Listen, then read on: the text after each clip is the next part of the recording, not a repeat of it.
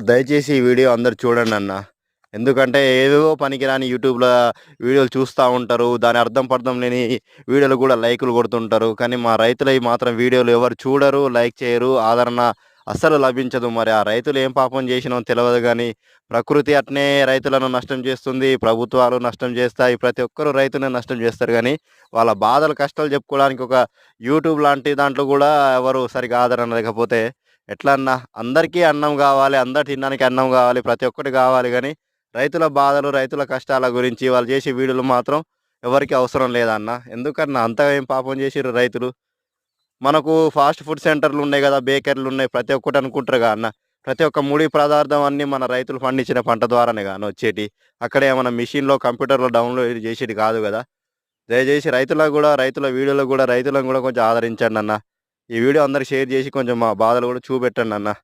ఇవన్న